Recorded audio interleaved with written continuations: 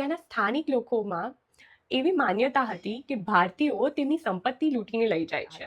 પરંતુ ત્યારે કોઈને ખબર નહોતી કે આ સોનાની લંકા થોડા સમયમાં રાખમાં ફેરવાઈ જવાની છે. એ દિવસે આ લૂંટફાટમાં કરોડોનું નુકસાન ગયું, બધું ખતમ થઈ ગયું, પરંતુ એ 5,000 નિર્દોષ જીવ બચી ગયા.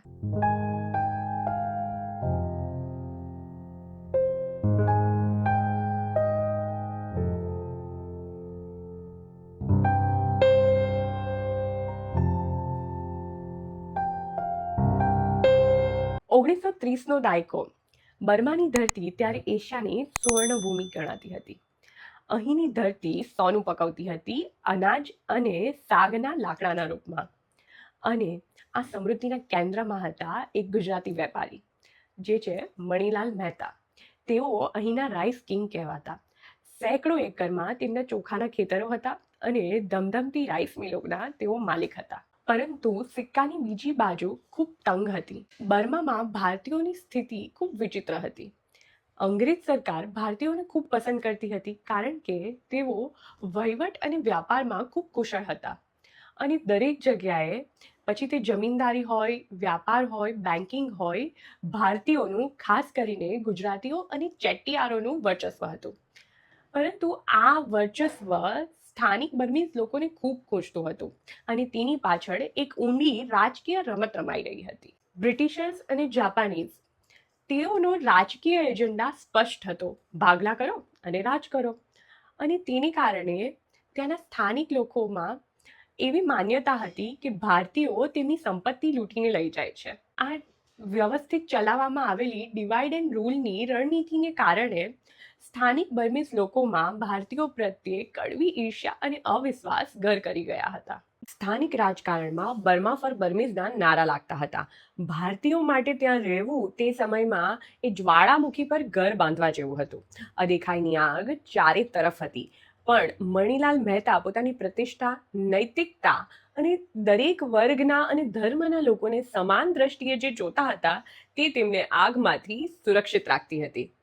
અને મણીલાલ મહેતાનું સ્થાન આ તંગ વાતાવરણમાં પણ કંઈક જુદું હતું. તેમની જે રાઈસ મિલ હતી તે એટલી વિશાળ અને વ્યવસ્થિત હતી કે આપણા ભારતીય નેતાઓ જ્યારે પણ રંગૂન આવતા ત્યારે તેની મુલાકાત ચોક્કસથી લેતા હતા. નેતાજી સુભાષચંદ્ર બોઝ, જવાહરલાલ નહેરુ, મહાત્મા ગાંધી જેવા નેતાઓ માત્ર તેમના ઘરે નહોતા રોકાતા, પરંતુ આ રાઈસ મિલની મુલાકાત પણ ચોક્કસથી લેતા હતા. ત્યાં હજારો મજૂરો કામ કરતા હતા, જેમાં હિન્દુ, મુસ્લિમ અને બર્મીઝ પણ હતા. જ્યારે ગાંધીજીએ આ રાઈસ મિલની મુલાકાત લીધી ત્યારે તેમને એવું લાગ્યું કે આ તો લઘુ ભારત છે, એટલે કે મિની ઇન્ડિયા છે. મણીલાલ મહેતાએ અહીં મજૂરોને જે સુવિધા અને સગવડો આપી હતી, તેમજ તેમની વચ્ચે જે ભાઈચારો સ્થાપ્યો હતો, તેનાથી ગાંધીજી ખૂબ પ્રભાવિત થયા હતા. સ્થાનિકોની ઈર્ષા વચ્ચે મણીલાલ મહેતાએ પ્રેમ અને સેવાનો એક અલગ ટાપુ ઊભો કર્યો હતો. અને ગાંધીજી અને સુભાષચંદ્ર બોઝ જેવા નેતાઓ રંગૂન આવી અહીં જે બેસતા, તે માત્ર ચા પાણીની વાત નહોતી કે ચા નાસ્તા માટે નહોતા આવતા. અહીં વાતો થતી હતી ભારતની આઝાદી માટેના ફંડ અને રણનીતિની. આ રાઈસ મિલોના જે પૈસા હતા તે ભારતની આઝાદીના પાયામાં સિંચાયા હતા. પરંતુ ત્યારે કોઈને ખબર નહોતી કે આ સોનાની લંકા થોડા સમયમાં રાખમાં ફેરવાઈ જવાની છે. 1942નો માર્ચ મહિનો. જાપાનની સેના રંગૂન પહોંચી ગઈ હતી અને બ્રિટિશ સરકારે લગભગ પોતાનો પરાજય સ્વીકાર કરી લીધો હતો. અને એ વખતે તેમણે એક ભયાનક આદેશ આપ્યો: જે કંઈ પણ પાછળ છૂટે તેને સળગાવી દો.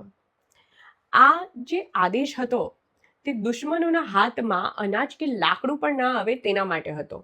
પરંતુ આ આદેશ મણીલાલ મહેતા માટે વજ્રઘાત સમો હતો. પોતાના હાથે ઊભું કરેલું સામ્રાજ્ય, પોતાની આટલા વર્ષોની મહેનત શું આમ જ સળગાવી દેવી? પરંતુ મણીલાલ મહેતા કોઈ નિર્ણય લે એ પહેલા એક બીજી જ મુસીબત આવી પડી. સરકારે પીછેહટ કરતા કાયદો અને વ્યવસ્થા પડી ભાંગ્યા. એટલે હજારો હિંસક લોકોનું ટોળું લૂંટફાટ કરવા માટે તૈયાર થઈ ગયું. ત્યારે મણીલાલ મહેતાની ઠીટાન રાઈસ મિલમાં કેટલાય હિન્દુ મુસ્લિમ પરિવારોએ આશ્રય લીધો હતો. અને આ ટોળું એ દરવાજા પર આ મિલને લૂંટવા માટે તૈયાર ઊભું હતું. ત્યારે મણીલાલ મહેતા અને વજુભાઈએ એક ઐતિહાસિક નિર્ણય લીધો. તેમણે વિચાર્યું કે જો આપણે આ મિલ સળગાવવા કે બચાવવા જઈશું તો હિંસા થશે અને તેમાં આ નિર્દોષ મજૂરો માર્યા જશે. અને તેમણે આ રાઈસ મિલના દરવાજા ખોલી નાખ્યા. તેમણે પોતાની સંપત્તિને જ ઢાલ બનાવી દીધી. તેમણે આ હિંસક ટોળાને લૂંટફાટ કરવા માટેનો માર્ગ મોકળો કરી આપ્યો.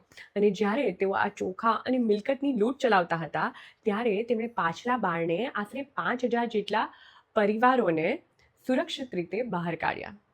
એ દિવસે આ લૂંટફાટમાં કરોડોનું નુકસાન ગયું, બધું ખતમ થઈ ગયું, પરંતુ એ 5,000 નિર્દોષ જીવ બચી ગયા. મણીલાલ મહેતાએ જાત બરબાદ કરીને પણ ઇન્સાનિયતને આબાદ રાખી. 6 માર્ચ 1942ની એ અંધારી કાળી રાત્રે મણીલાલ મહેતા, તેમના પત્ની શારદા અમ્મા અને તેમના ભાઈ વજુભાઈએ રંગૂનનું પોતાનું એ આલિશાન ઘર અને રાઈસ મિલ કાયમ માટે છોડી દીધા.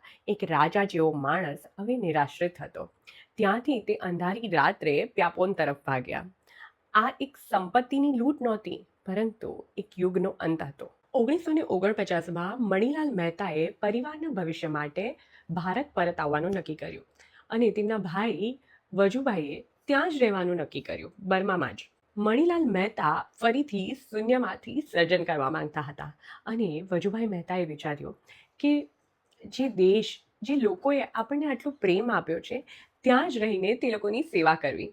અને વજુભાઈએ પોતાનું આખું જીવન આ લોકસેવા અને માનવતાના કાર્યોમાં ખપાવી દીધો. અને આ વાતનું એક આપણી પાસે જીવન પુરાવો છે. જ્યારે આ વજુભાઈનું અવસાન થયું ત્યારે મ્યાનમાર સરકારના એક ઉચ્ચ અધિકારીએ મણીલાલ મહેતાના પુત્ર નિરંજનભાઈને, એટલે કે આ વજુભાઈના ભત્રીજાને, એક શોક સંદેશ અને પ્રશસ્તિ લખતો પત્ર લખ્યો હતો. અને આ પત્રમાં તેમણે લખ્યું હતું કે વજુભાઈનું જીવન અને તેમનો જીવન સંદેશ, એટલે કે લાઈફ મેસેજ, કેટલો પ્રેરણાદાયી હતો. તો તમે વિચારો, આ વજુભાઈ એ માત્ર સંપત્તિ નહોતા કમાયા, પરંતુ તેમણે લોકોનો પ્રેમ અને આદર કમાયા હતા. 2 ભાઈઓ જે મહેતા અને કામદાર પરિવારમાંથી હતા, બંને પોતપોતાની રીતે પરિવારનું નામ રોશન કર્યું. એકે ભારતમાં રહીને વારસો સાચવ્યો અને બીજાએ વિદેશમાં માનવતાની મહેક ફેલાવી. 1949માં મણીલાલભાઈ મહેતા જ્યારે ભારત પરત આવ્યા ત્યારે પરિસ્થિતિ તદ્દન અલગ હતી. એક સમયના બર્માના રાઈસ કિંગ, જે સમૃદ્ધ અને સંપન્ન હતા, તે રાજકોટમાં સામાન્ય ભાડાના ઘરમાં રહેવા લાગ્યા હતા. પરિવાર પાસે પૈસા નહોતા, બેંક બેલેન્સ શૂન્ય હતું, પરંતુ આંખોમાં એક ચમક હતી. આ સમયે તેમણે ભૂતકાળમાં કરેલા બલિદાનનું એક મીઠું ફળ મળ્યું.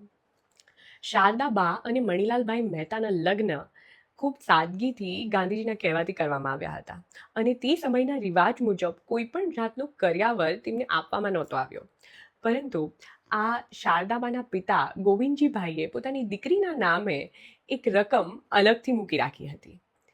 કુદરતની કરામત જુઓ, બર્મામાંથી ખાલી હાથે આવેલા આ પરિવારને મુશ્કેલીના સમયમાં એ જૂની રકમ જ કામ લાગી અને એ મૂડીથી મણીલાલભાઈએ કામ કરવાનું શરૂ કર્યું. આ માત્ર પૈસા નહોતા, એક પિતાના આશીર્વાદ હતા. તેમના માટે હવે જીવનનો ધ્યેય માત્ર પૈસા કમાવા એવું નહોતું, પરંતુ પરિવારને મૂલ્ય અને શિક્ષણ આપવાનો તેમનો ઉચ્ચ ધ્યેય હતો. જે હાથ એક સમયે દાન કરતા હતા, તે હાથ હવે મહેનત કરવા લાગ્યા હતા.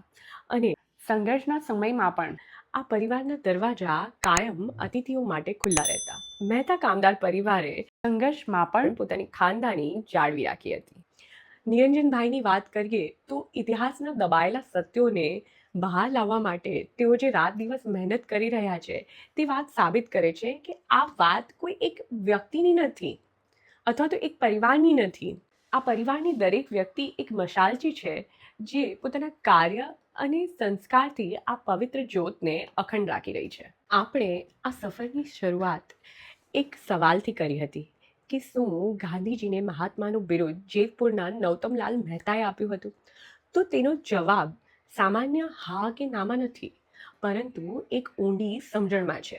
જ્યારે તમે જુઓ કે એક પરિવારે પોતાની કરોડોની સંપત્તિ લોકો માટે સળગાવી દીધી, જ્યારે આ પરિવારની દીકરીઓ જેલમાં જાય છે અને એક દીકરો કે જે વિદેશમાં લોકોની સેવા કરતા કરતા પ્રાણ આપી દે છે, ત્યારે સમજાય છે કે નૌતમલાલ મહેતા પાસે એ નૈતિક અધિકાર હતો કે એ મહાત્મા ગાંધી જેવા દિવ્ય આત્માને ઓળખી શકે અને મહાત્મા કહેવા માટે અને તેમને સ્વીકારવા માટે પણ સામે હૃદય પણ એટલું જ વિશાળ હોવું જરૂરી છે. આ જેતપુરનું માનપત્ર એ માત્ર કાગળનો દસ્તાવેજ નથી, પરંતુ બે મહાન વ્યક્તિઓના મિલનનો દસ્તાવેજ છે. આજે નિરંજનભાઈ મહેતાએ સંશોધન કરીને એ સાબિત કરી આપ્યું છે કે ગાંધીજીને મહાત્માનું જે બિરુદ આપવામાં આવ્યું હતું તેનો ઉદ્ભવ આ પરિવારના આંગણેથી જ થયો હતો.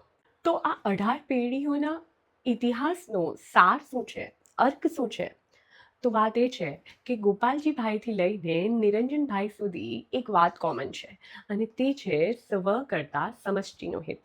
જ્યારે ગોપાલજીભાઈએ અંગ્રેજોને બોલાવ્યા ત્યારે હેતુ પ્રજાના રક્ષણનો હતો. જ્યારે મણિલાલભાઈએ પોતાની મિલો લૂંટાવા દીધી ત્યારે હેતુ મજૂરોના રક્ષણનો હતો. અને જ્યારે વજુભાઈ બર્મામાં રોકાઈ ગયા ત્યારે માનવતાના રક્ષણનો હેતુ હતો. સમય બદલાયા, સંજોગો બદલાયા, પરંતુ આ પરિવારનો સેવા ધર્મ અકબંધ રહ્યો છે. સંપત્તિ તો ઘણા લોકો પાસે હોય છે, પરંતુ આ સંપત્તિને ઠુકરાવીને સિદ્ધાંતોને વળગી રહેવાની તાકાત ઘણા ઓછા લોકો પાસે હોય છે. મહેતા કામદાર પરિવાર પાસે આ તાકાત હતી, અને એ જ કારણે તેઓ જ્યારે મહેલોમાં રહ્યા ત્યારે પણ અને સામાન્ય ભાડાના ઘરમાં રહ્યા ત્યારે પણ માથું ઊંચું રાખીને ગર્વભેર જીવી શક્યા. આ ડોક્યુમેન્ટરી એ માત્ર આ એક પરિવારની વાર્તા નથી, પરંતુ ભારતના એવા અનામી નાયકોની વાત છે કે જેમના લોહી અને પરસેવાથી આઝાદીના પાયા ચણાયા છે. આજે ભારતની જે આઝાદ હવામાં આપણે શ્વાસ લઈ રહ્યા છે તે હવા આપણને મફતમાં નથી મળી. તેના બદલામાં મણિલાલ મહેતા જેવા શ્રેષ્ઠીઓના ત્યાગ અને વજુભાઈ જેવા સપૂતોના બલિદાનો હોમાઈ ચૂક્યા છે. હવે આ વારસો આપણા સૌના હાથમાં છે. શું આપણે સૌ એ જાળવી શકીશું?